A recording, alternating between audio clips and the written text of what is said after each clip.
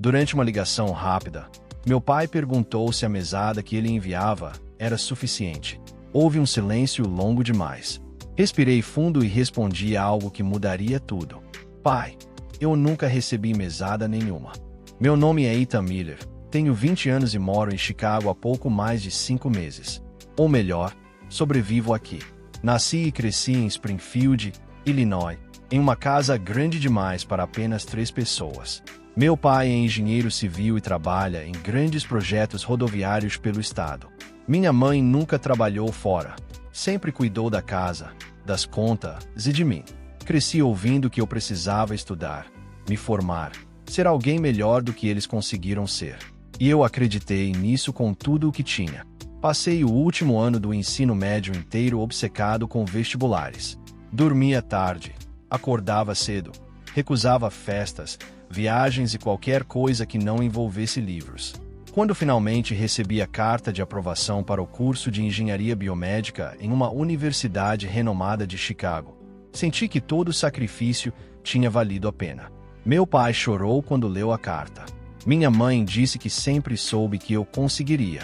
Vamos pagar a sua faculdade, eles disseram. O resto você aprende sozinho. Na época, aquilo soou como um incentivo à independência. Hoje, entendo que foi o início do meu maior erro. Cheguei a Chicago no começo do semestre, carregando 2 malas, um notebook antigo e uma expectativa completamente irreal da vida universitária. Enquanto meus colegas se mudavam para dormitórios modernos ou apartamentos divididos em bairros melhores, eu aluguei um quarto minúsculo em um prédio antigo na zona oeste da cidade. Não era exatamente um apartamento. Era mais um quarto com banheiro improvisado e uma cozinha compartilhada no corredor. O aluguel era o mais barato que encontrei. Ainda assim, consumia quase tudo o que eu conseguia ganhar. Meus pais pagavam a matrícula diretamente para a universidade. Todo o resto, aluguel, comida, transporte, livros, era problema meu. Eu achei que daria conta. Achei errado. Nas primeiras semanas, tentei manter uma aparência normal. Assistia às aulas, conversava com colegas, sorria quando falavam de festas, bares e viagens de fim de semana. Dizia que estava me adaptando quando perguntavam se eu gostava da cidade. A verdade é que eu mal conseguia respirar. Arrumei meu primeiro emprego como monitor acadêmico para alunos do ensino médio à tarde. Pagava pouco, mas era flexível. Logo depois, consegui um segundo trabalho como auxiliar em eventos corporativos, carregando caixas, montando estandes e limpando salões até tarde da noite. Mesmo assim, o dinheiro nunca fechava.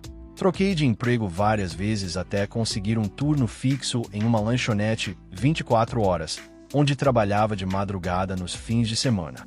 Voltar para casa às 4 da manhã e acordar às 7 para assistir a aula virou rotina. Meu corpo começou a reclamar antes da minha mente aceitar. Eu vivia cansado. Sempre. Estudava com a cabeça pesada, os olhos ardendo e uma sensação constante de atraso. Enquanto meus colegas reclamavam de provas difíceis, eu lutava para simplesmente acompanhar as aulas. Não por falta de capacidade, mas por exaustão. Comia o que dava. Miojo, pão seco, barrinhas de cereal, em promoção. Às vezes passava o dia inteiro, sem uma refeição decente. Dizia a mim mesmo que era temporário, que era só até eu me organizar melhor. Mas a organização nunca vinha. Os livros do curso custavam uma fortuna. Comprei versões usadas, antigas, cheias de anotações de outras pessoas. Alguns capítulos nem batiam com o conteúdo das aulas. Dependia de colegas para tirar fotos das páginas corretas ou copiar anotações. Comecei a me sentir menor do que eles. Não porque fossem melhores, mas porque tinham algo que eu não tinha: tranquilidade. Quando surgiam convites para festas, eu recusava. Sempre tinha um turno. Sempre estava cansado. Sempre sem dinheiro. Depois de algumas recusas, os convites simplesmente pararam. As noites solitárias no meu quarto se tornaram frequentes. O prédio era velho, as paredes finas, e o barulho dos canos me acordava no meio da madrugada. Às vezes, eu ficava deitado olhando para o teto, contando quanto tempo ainda aguentaria daquela forma. Minhas notas começaram a cair. Primeiro de forma discreta, Depois, evidente, passei raspando em 2 provas. Fui mal em outra. Quando vi o resultado, senti um nó no estômago. Não porque eu não entendia a matéria, mas porque não tinha tempo nem energia para estudá-la como deveria. Pensei em ligar para casa. Pegava o telefone, olhava o contato da minha mãe e desistia.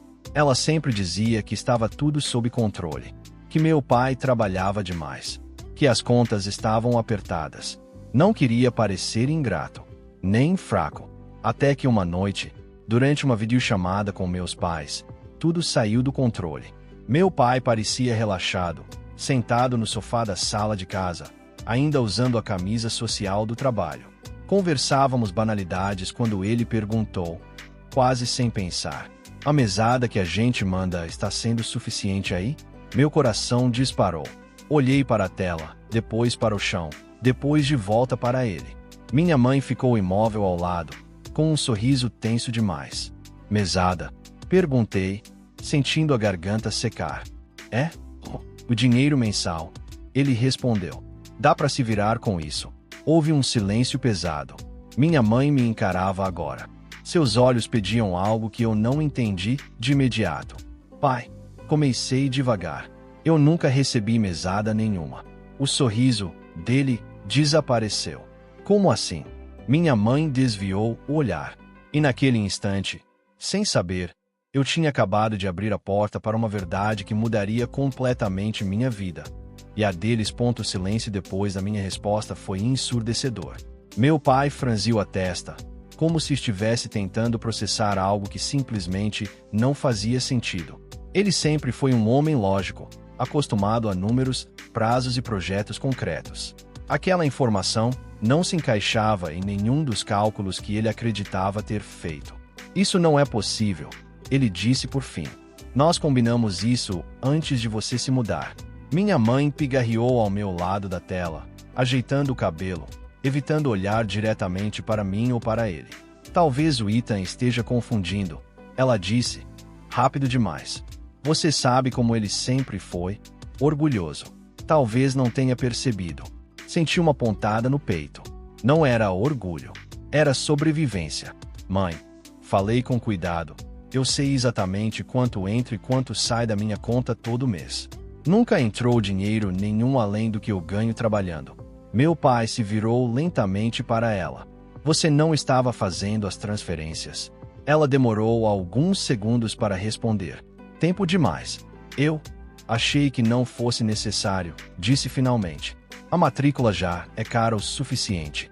Pensamos que isso o ajudaria a aprender a se virar." Pensamos. Mas naquele momento, eu percebi algo estranho. Meu pai parecia tão surpreso quanto eu. "Espera." Ele interrompeu. "Nós nunca conversamos sobre cortar a mesada. Você me disse que estava tudo certo." Minha mãe ficou em silêncio. O clima da chamada mudou completamente. Não era mais uma conversa casual entre pais e filho distante. Era uma sala cheia de coisas não ditas, acumuladas por meses, talvez anos. "Eu preciso desligar", disse ela de repente. "Já está tarde." "Não", meu pai respondeu, firme. "A gente vai resolver isso agora." Eu me senti pequeno assistindo aquilo, como se tivesse aberto uma ferida que ninguém queria encarar. "Ethan", meu pai voltou o olhar para mim. "Como você está vivendo aí?" A pergunta era simples. A resposta: não. Pensei em mentir, em suavizar, em dizer que estava apertado, mas bem, era o que eu sempre fazia. Mas algo dentro de mim quebrou naquele instante. "Eu trabalho em 3 lugares diferentes", comecei, sentindo a voz tremer. "Quase não durmo. Como mal. Minhas notas estão caindo e eu estou cansado o tempo todo." Minha mãe levou a mão à boca. "Você devia ter falado comigo", disse, com a voz fraca. "Eu tentei", respondi, mais de uma vez. Meu pai não disse nada. Apenas ficou me observando com aquele olhar clínico que ele usava quando tentava entender um problema sério. "Quantas horas você trabalha por semana?" Pensei rapidamente. 60, às vezes mais. Ele fechou os olhos por um momento. "Isso não é sustentável", disse por fim. "Nem para um adulto formado, muito menos para um estudante no primeiro ano." A chamada terminou pouco depois, sem uma solução clara. Meu pai disse que falaria comigo novamente no dia seguinte. Minha mãe não disse mais nada. Quando a tela ficou preta, me senti esvaziado. Sentei na cama e fiquei ali por um tempo, olhando para a parede descascada do quarto. O barulho distante de carros e sirenes entrava pela janela mal vedada. Chicago nunca dormia. Eu, por outro lado, mal conseguia descansar. Na manhã seguinte, acordei atrasado. O despertador não tocou porque meu celular havia descarregado durante a madrugada. Levantei em pânico. Vesti a primeira roupa limpa que encontrei e saí correndo, pulando o café da manhã, como sempre. Cheguei à aula ofegante, com a mente embaralhada. Tentei prestar atenção, mas as palavras do professor pareciam ecoar sem sentido. Tudo o que eu conseguia pensar era na conversa da noite anterior. Será que algo realmente mudaria? Durante o intervalo, meu telefone vibrou. Era uma mensagem do meu pai. Precisamos conversar com calma. Me liga hoje à noite. Passei o resto do dia em modo automático. Dei monitoria, fui direto para o trabalho da tarde e depois segui para a lanchonete. O movimento estava intenso. Pedidos acumulados, clientes impacientes, o cheiro constante de gordura quente. No meio do turno, senti uma tontura leve. Segurei no balcão até passar. Você está bem? Perguntou meu colega, Mark. Só cansaço. Respondi. Sempre era só cansaço. Saí da lanchonete depois da meia-noite. O frio cortante de Chicago me atingiu assim que pus os pés na rua. Caminhei até o ponto de ônibus com os ombros curvados, sentindo cada músculo reclamar. Cheguei ao quarto quase 2 da manhã. Liguei para meu pai antes que o cansaço me vencesse. Ele atendeu no segundo toque. Então, disse, sem rodeios, algo está errado. Contei tudo, ou quase tudo. Falei sobre o aluguel, os empregos, as notas, o cansaço constante. Sobre pular refeições. Sobre a sensação de estar sempre à beira de falhar. Ele escutou em silêncio. Sua mãe me disse que você queria ser independente. Ele falou depois de um tempo. Que recusou ajuda. Soltei uma risada, sem humor. Independência não é passar fome, pai. Houve uma pausa longa. Eu confiei demais, ele disse por fim. Em você e nela. Não respondi. Eu vou resolver isso, continuou. Mas preciso entender o que realmente está acontecendo aqui. O que você quer dizer? Sua mãe não está sendo completamente honesta comigo, respondeu. E isso me preocupa. Meu estômago se revirou. Sobre o quê? Sobre dinheiro, ele disse. Há coisas que não fecham. Depois da ligação, fiquei acordado por horas, pensando em tudo o que poderia estar errado. Dívidas, problemas que eu nunca percebi, ou algo pior. Nos dias seguintes, tentei seguir a rotina, mas meu corpo começou a dar sinais claros de colapso. Tinha dificuldade para me concentrar, dores de cabeça constantes e uma fraqueza estranha nas pernas. Durante uma prova importante, minha visão ficou turva por alguns segundos. Apoiei a mão na mesa até conseguir terminar. Saí da sala com a certeza de que tinha ido mal. Naquela noite, enquanto caminhava de volta para casa, senti um aperto no peito que não era apenas físico. Era o medo real de que todo o esforço, todo o sacrifício, pudesse não ser suficiente.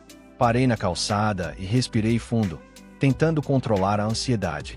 Foi quando meu telefone tocou novamente. Mensagem do meu pai. Comprei uma passagem. Chego em Chicago em 2 dias. Meu coração disparou. Não sabia se aquilo era alívio ou pânico. Talvez fosse os dois. Os 2 dias até a chegada do meu pai passaram arrastados, como se o tempo tivesse decidido me punir pela ansiedade. Eu tentava manter a rotina, mas meu corpo já não colaborava. Acordava cansado, dormia exausto. Ainda assim, parecia que nunca descansava de verdade. Era como se eu estivesse sempre alguns segundos atrasado em relação a mim mesmo. Na manhã seguinte à mensagem dele, acordei com uma dor de cabeça pulsante. O quarto parecia girar levemente quando me levantei da cama. Abri a janela para respirar ar fresco, mas o frio só fez meus músculos se contraírem ainda mais. Olhei para o espelho rachado do banheiro e quase não me reconheci. Olheiras profundas, pele opaca, ombros caídos. Parecia mais velho do que realmente era. Muito mais velho. Só mais um pouco, murmurei para mim mesmo. Peguei minha mochila e saí. Na aula de fisiologia, o professor falava sobre exaustão do sistema nervoso central. Ironia cruel. Anotei palavras soltas sem conseguir conectar uma ideia à outra. Minha mão tremia levemente enquanto escrevia. Quando a aula terminou, uma colega se aproximou. Então, você está bem? Perguntou, genuinamente preocupada. Você parece diferente. Sorri. Aquele sorriso automático que eu tinha aprendido a usar. Só noites mal dormidas. Ela assentiu, mas não pareceu convencida. Se precisar de ajuda com a matéria, me chama. Agradeci e saí antes que ela fizesse mais perguntas. Passei a tarde dando monitoria para alunos do primeiro ano. Normalmente eu gostava daquilo. Ensinar sempre me lembrava do motivo pelo qual eu estava ali. Mas naquele dia, minha paciência estava curta, minha mente lenta. Em um momento, um dos alunos me corrigiu. Acho que essa parte do ciclo está invertida. Olhei para o quadro. Ele estava certo. Você tem razão. Respondi, sentindo o rosto esquentar de vergonha. Nunca tinha errado algo tão básico. Saí dali com um peso novo no peito. Não era só cansaço. Era medo. Medo de estar perdendo o controle. Medo de que alguém percebesse antes de mim. À noite, no restaurante, o movimento estava insuportável. Era sexta-feira. Gente demais, barulho demais, ordem se acumulando. O cheiro de comida quente misturado com detergente me dava náuseas. Por volta das 10, comecei a sentir uma pressão estranha no peito. Não era dor, exatamente. Era como se alguém estivesse apertando por dentro, dificultando a respiração. Encostei no balcão. Então, o gerente chamou. Pedido da mesa 7. Já vai. Respondi, tentando parecer normal. Mas quando dei 2 passos, minhas pernas falharam. Não cheguei a cair, mas precisei me segurar numa cadeira para não ir ao chão. Cara, senta, disse Mark, vindo rápido. Você tá pálido. Não posso, murmurei. Preciso terminar o turno. Ele me olhou sério. Você vai acabar desmaiando aqui. O gerente observava de longe, claramente dividido entre a preocupação e a falta de funcionários.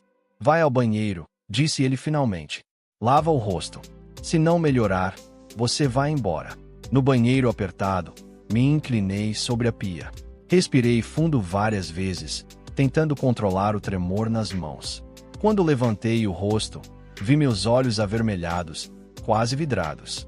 Foi ali, naquele cubículo mal iluminado, que algo dentro de mim cedeu. Eu não estava apenas cansado. Eu estava quebrando. Terminei o turno à força e voltei para casa caminhando devagar, como se cada passo exigisse uma negociação interna. Quando cheguei, larguei a mochila no chão e me sentei na cama sem nem trocar de roupa. Meu telefone vibrou. Mensagem da minha mãe. Seu pai vai aí sem me avisar. Isso não precisava acontecer. Fechei os olhos. Não respondi. Pouco depois, outra mensagem. Ele está exagerando. Sempre exagera. Senti algo estranho subir pela garganta. Não era choro ainda.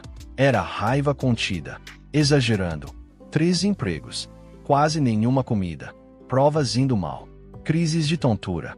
Se aquilo era exagero, eu não queria saber o que ela chamava de problema real. Na manhã seguinte, acordei atrasado, novamente. Pulei o café, como sempre, e fui direto para a aula prática, no laboratório.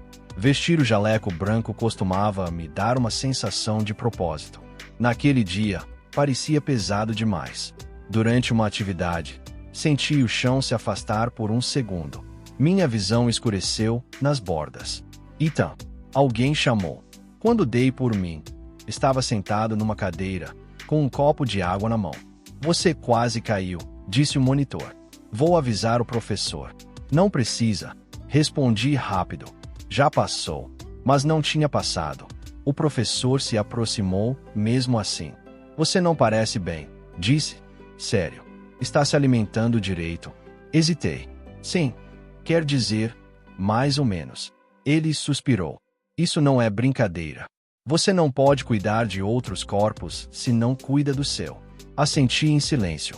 Saí do laboratório mais cedo, com autorização, e caminhei sem rumo pelo campus. O vento frio batia no rosto, mas eu mal sentia. Sentei num banco e fiquei ali, olhando estudantes passarem, rindo, conversando, vivendo. Senti uma solidão profunda. Meu telefone tocou. Era meu pai. Estou no aeroporto, disse. Chego em 40 minutos. Meu estômago revirou. Certo, respondi. Te espero aqui. Não, ele disse. Me manda o endereço. Vou direto até você. Desliguei e fiquei olhando para o celular por alguns segundos. Parte de mim queria cancelar tudo. Dizer que estava bem. Que ele não precisava se preocupar.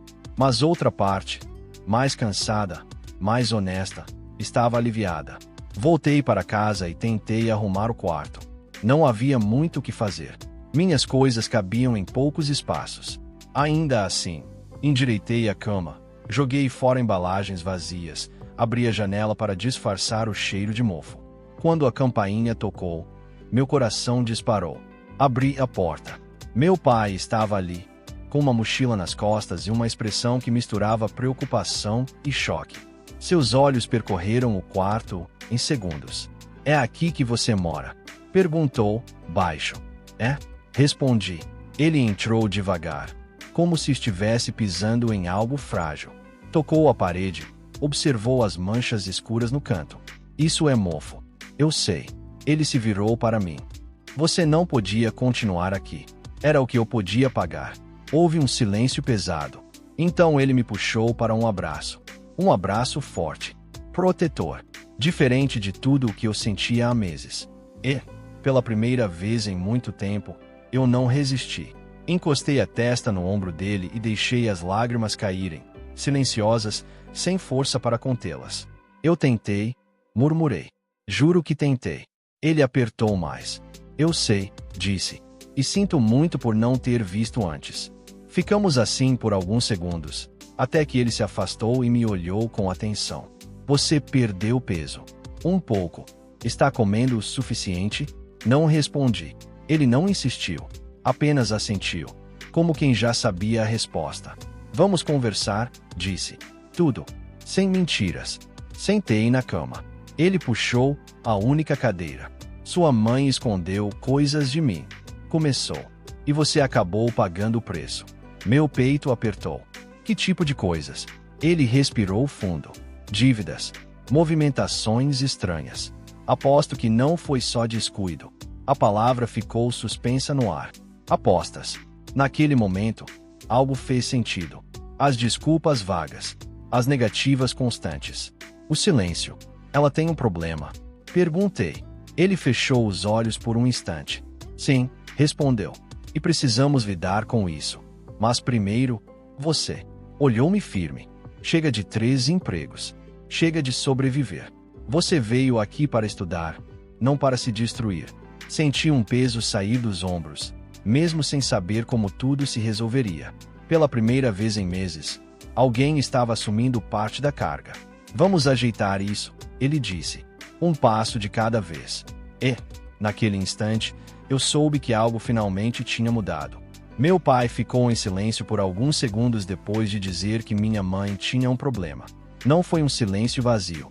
Foi pesado, carregado de coisas não ditas, de decisões adiadas por tempo demais. Que tipo de problema? Perguntei outra vez, a voz mais baixa do que eu pretendia. Ele apoiou os cotovelos nos joelhos e passou a mão pelo rosto. Vício, respondeu. Jogo. Dívidas que se acumulam rápido demais para alguém que só esquece de pagar contas. Engoli em seco. Minha mãe sempre teve explicações. Sempre havia um motivo. Um imprevisto. Um atraso. Eu nunca questionei, de verdade. Porque questionar significava aceitar que algo estava errado. E eu não queria isso. Há quanto tempo? Perguntei. Mais do que você imagina, ele disse. Eu suspeitava, mas ela sempre negava. Quando comecei a investigar, já era tarde. Levantei e comecei a andar pelo quarto estreito. Cada passo parecia fazer o espaço diminuir ainda mais. Então, parei no meio da frase. O dinheiro que eu mandava não era só para casa. Ele balançou a cabeça negativamente. Parte sim, parte não. Senti um nó se formar no estômago. Uma mistura de raiva, culpa e uma tristeza funda. Ela deixou eu me matar de trabalhar sabendo disso. Meu pai fechou os olhos. Sim, a palavra caiu como um soco. Sentei de novo na cama, sentindo as pernas fracas. E você? Perguntei, sem conseguir esconder o ressentimento.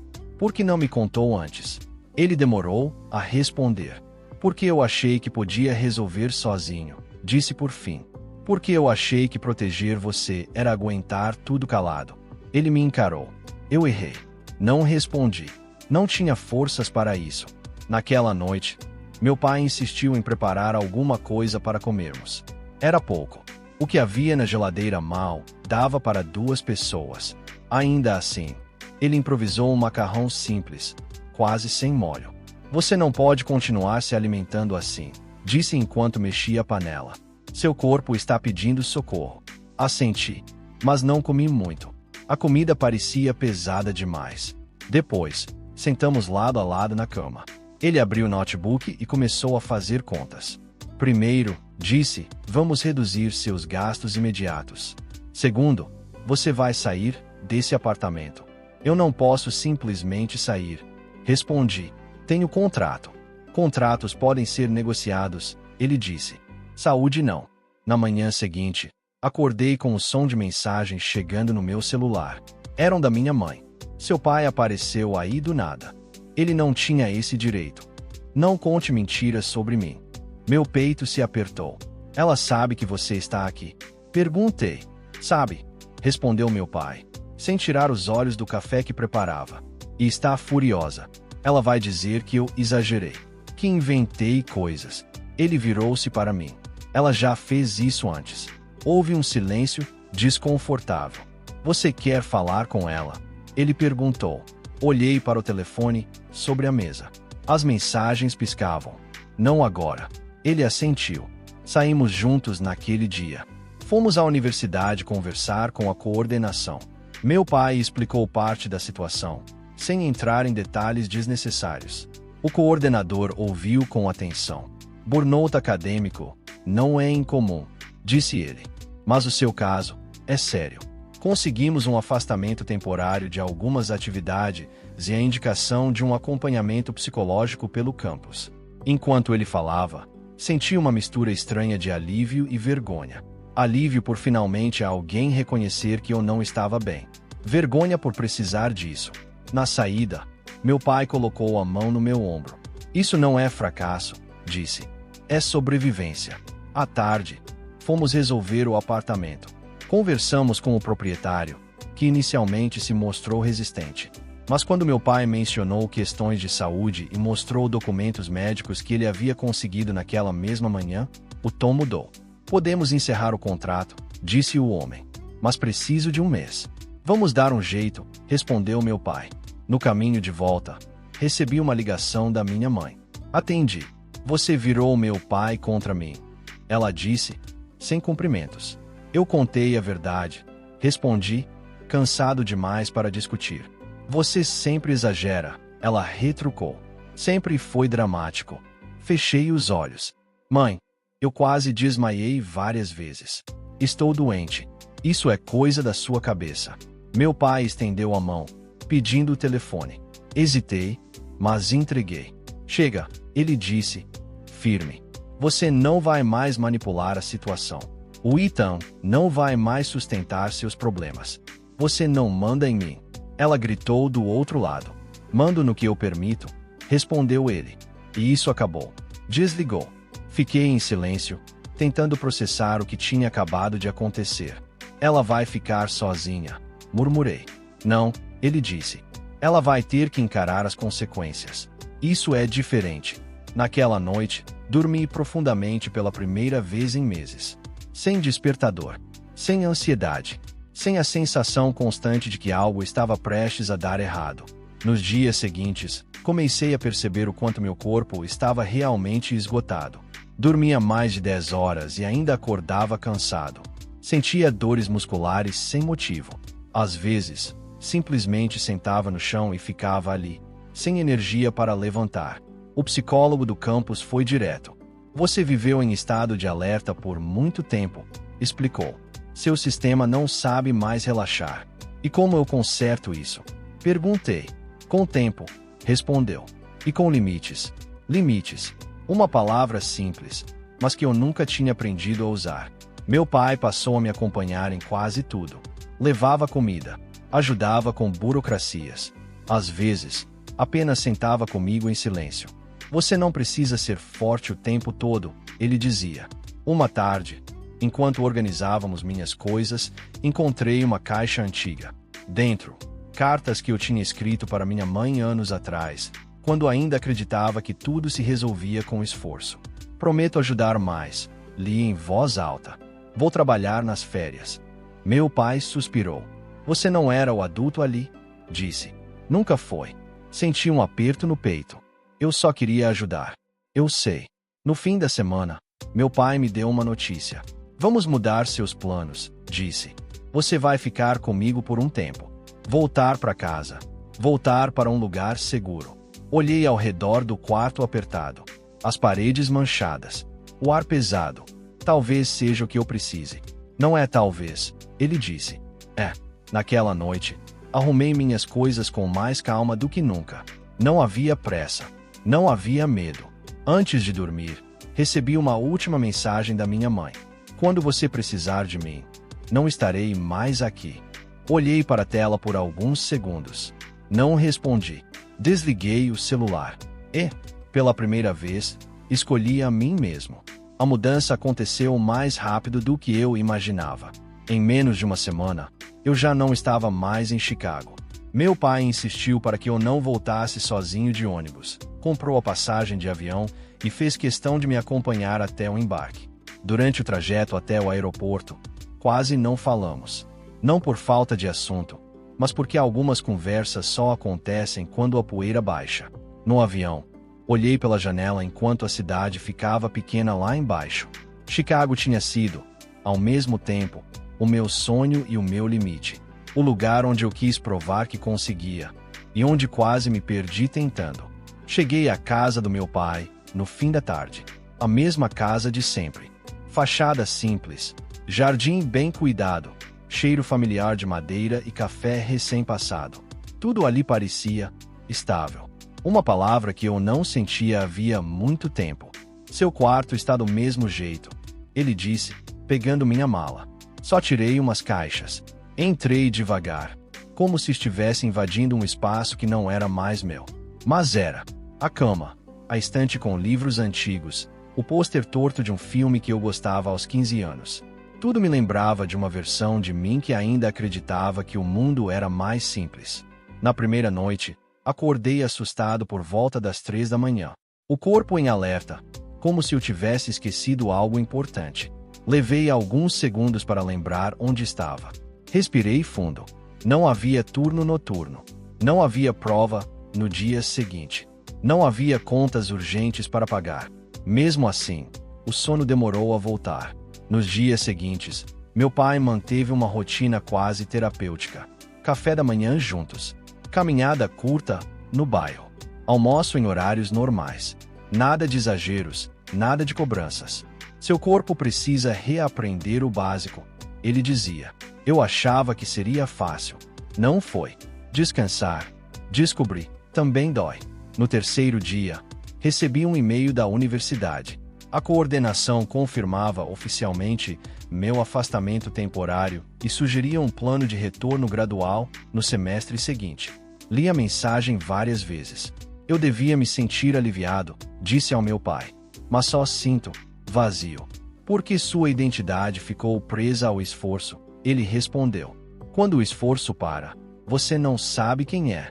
Aquilo ficou ecoando na minha cabeça. À noite, enquanto jantávamos, ele tocou em um assunto que eu vinha evitando. Sua mãe me ligou hoje. Meu estômago se revirou. O que ela queria? Dinheiro.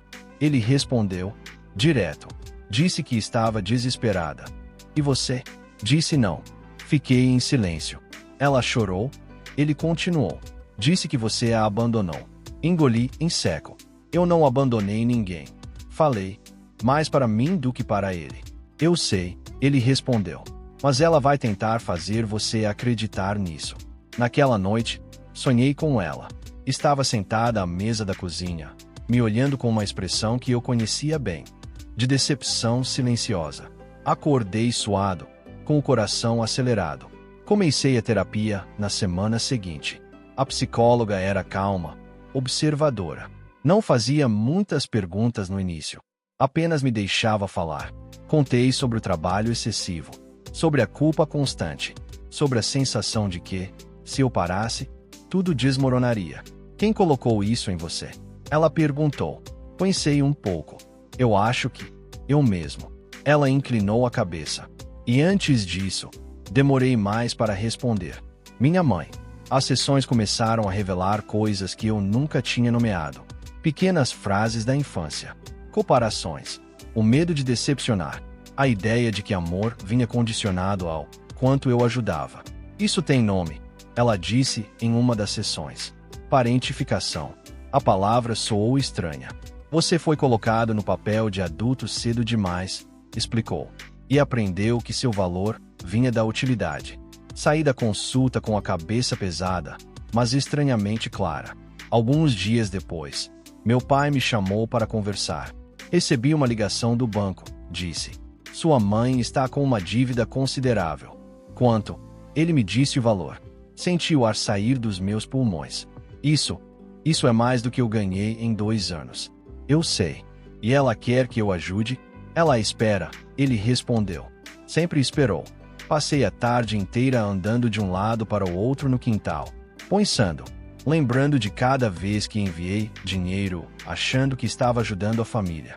De cada vez que deixei de comprar algo para mim. À noite, mandei uma mensagem para ela. Curta, Clara. Eu não vou mais enviar dinheiro. Preciso cuidar de mim agora. A resposta veio quase imediata. Então é isso. Depois de tudo que fiz por você. Senti a velha culpa subir. Mas algo estava diferente. Ela não me dominava mais. Depois de tudo que eu fiz por você também. Respondi. Não houve resposta. Nos dias seguintes, comecei a retomar pequenas coisas que eu tinha abandonado. Ler por prazer. Cozinhar. Caminhar sem pressa. Coisas simples, mas que pareciam estranhamente novas. Meu corpo começou a reagir. As dores diminuíram. O sono melhorou. As crises de ansiedade ficaram mais espaçadas.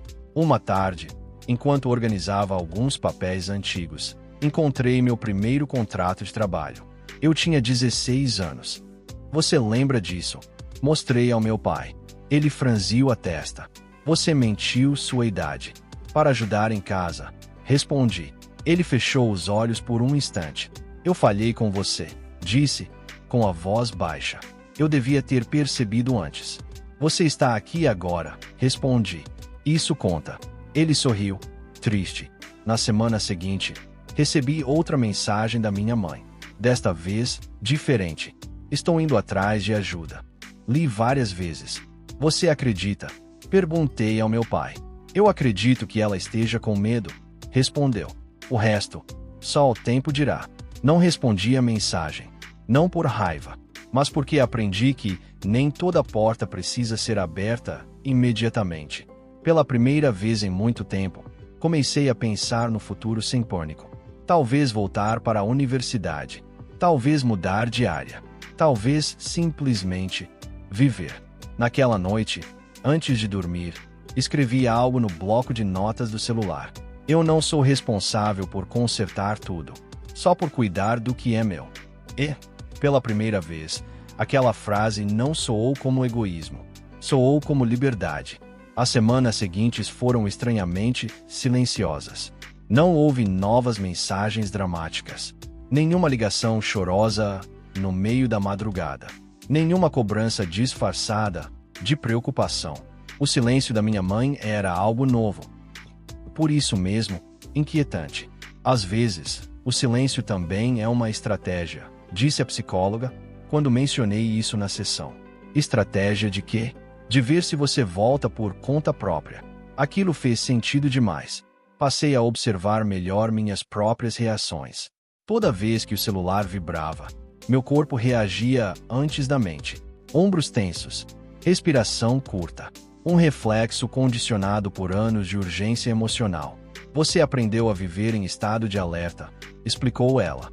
Agora está aprendendo a sair dele. Aprender a sair do alerta foi mais difícil do que eu imaginava. Houve um dia em que acordei com uma sensação estranha de paz. Nenhuma tarefa urgente, nenhum problema imediato.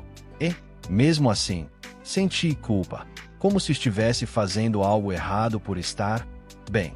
Contei isso ao meu pai durante o café. Culpa por descansar é comum em quem passou a vida sendo necessário. Ele disse: quando você deixa de ser útil, acha que perde valor. E como isso passa? Ele pensou um pouco. Não passa de uma vez, mas diminui quando você prova, dia após dia, que ainda existe mesmo sem se sacrificar. Decidi testar isso. Comecei a dizer não a pequenas coisas, não a convites que não queria aceitar, não a favores que me deixariam exausto, não a expectativas que não eram minhas. Cada não vinha acompanhado de um aperto no peito, mas também de um alívio inesperado. Um sábado à tarde, recebi uma ligação de um número desconhecido. Atendi. Então, a voz da minha mãe veio baixa, diferente.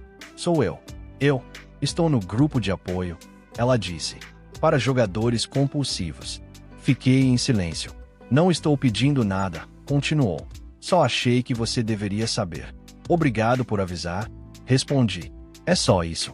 Ela perguntou, com um tom quase decepcionado. Houve uma pausa longa. Seu pai está me controlando, ela disse. Ele virou você contra mim. Fechei os olhos. Mãe, eu não vou entrar nisso, respondi. Com calma. Eu espero que você fique bem. Mas eu não vou discutir o passado agora.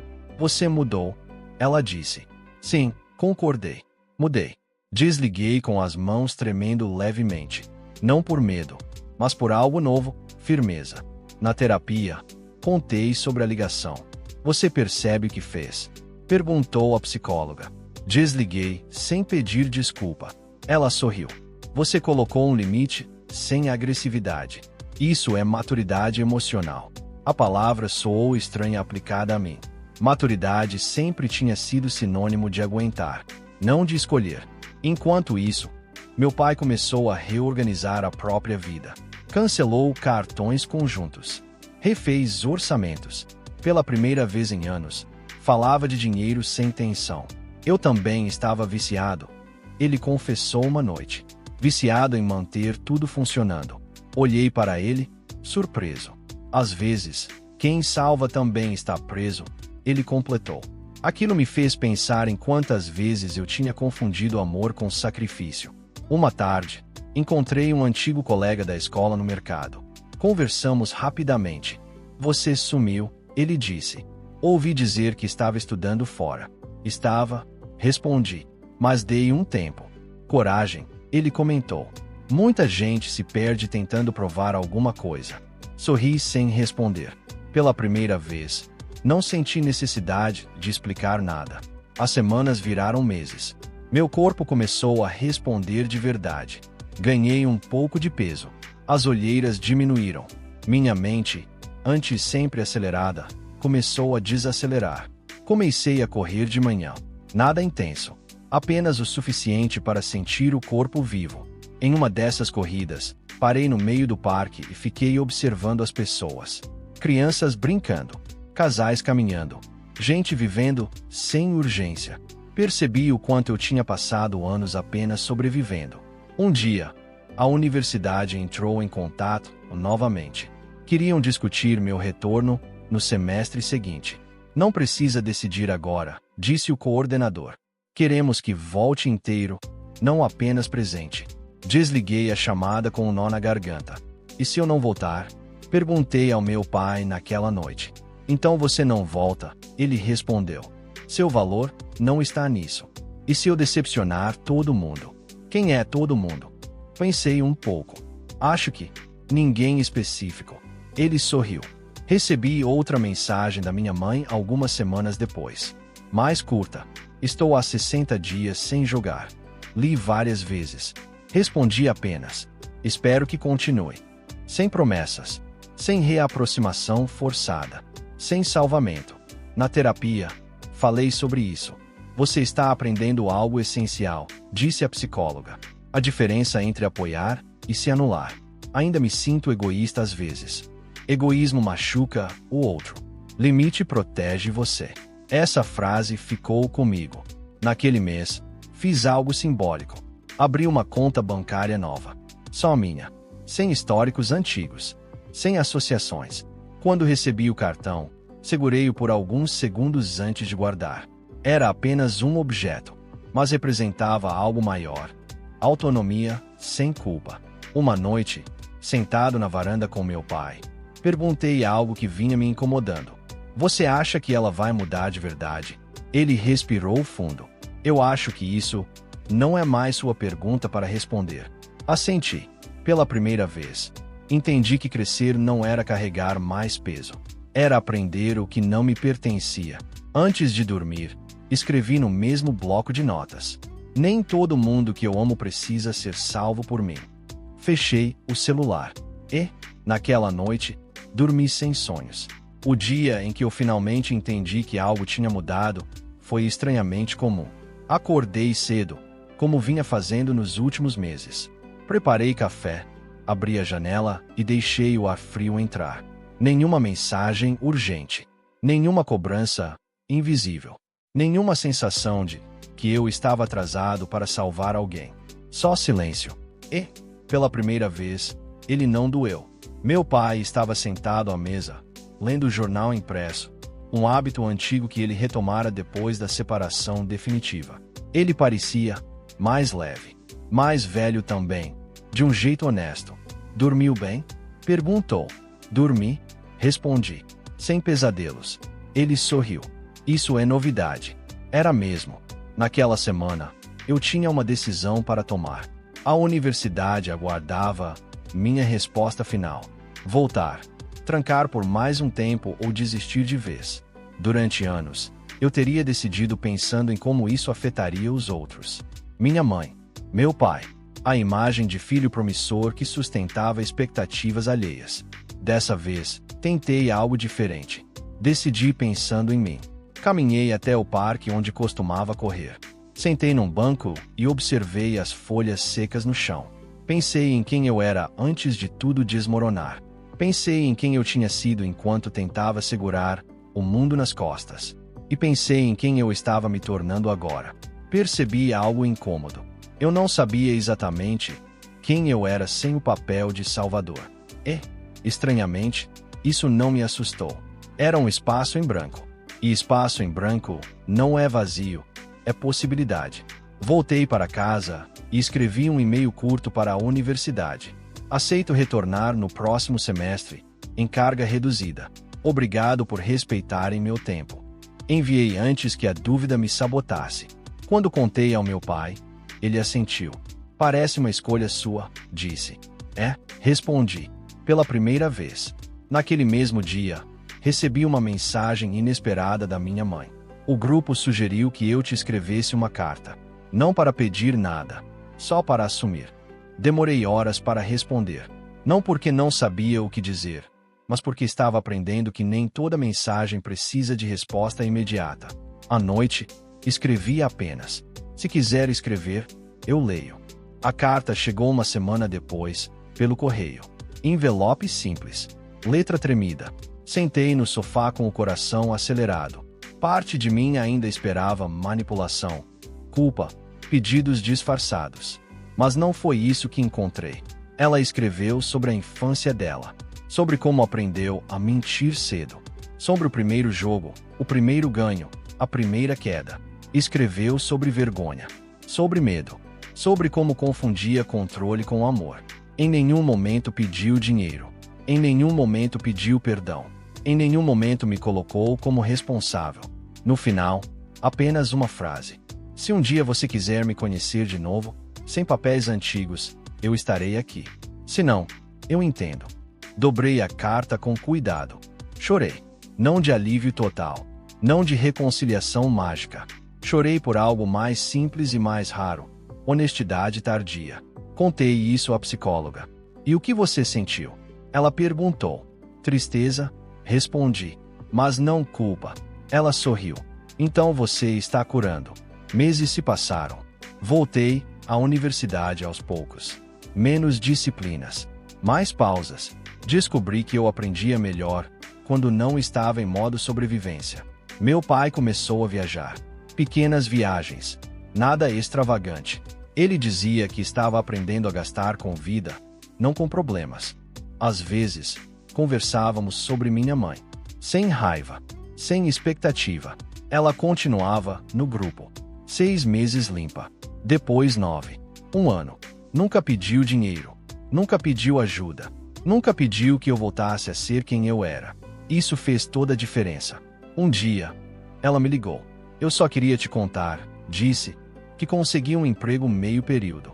Fico feliz, respondi. Eu também. Silêncio confortável. Você não precisa vir me ver. Ela acrescentou. Eu sei que isso é uma escolha sua. Respirei fundo. Talvez um dia, disse. Não agora, mas talvez. Ela não chorou. Não insistiu. Não tentou barganhar. Obrigada por dizer a verdade, respondeu. Desligamos. Fiquei olhando para o celular por alguns segundos, percebendo algo importante. Eu não estava tremendo. Naquele ano, algo curioso aconteceu. Comecei a ser visto de outra forma pelas pessoas ao meu redor. Amigos comentavam que eu parecia mais presente. Professores elogiavam minha clareza. Até desconhecidos pareciam me tratar com mais respeito.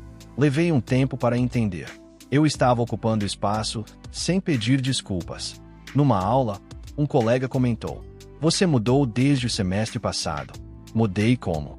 Perguntei. Parece inteiro. Inteiro. Guardei essa palavra. No aniversário do meu pai, fizemos um jantar simples. Só nós dois. Em certo momento, ele ergueu o copo. Quero brindar a você, disse. Não pelo que você aguentou, mas pelo que você largou. Sorri, emocionado. Foi o trabalho mais difícil da minha vida, respondi. E o mais importante. Mais tarde, antes de dormir, reli o bloco de notas onde eu costumava despejar pensamentos caóticos. As primeiras páginas eram pedidos de ajuda. Depois, listas de responsabilidades. Depois, raiva. Depois, cansaço. As últimas páginas eram diferentes. Frases curtas, observações, ideias, desejos. Na última, escrevi: Eu não nasci para ser muleta emocional de ninguém. Nasci para viver. Fechei o caderno. Apaguei a luz. E, naquele momento, tive certeza de algo que levei anos para aprender. Às vezes, amar alguém é parar de se quebrar por ela e seguir em frente, inteiro, consciente e finalmente livre.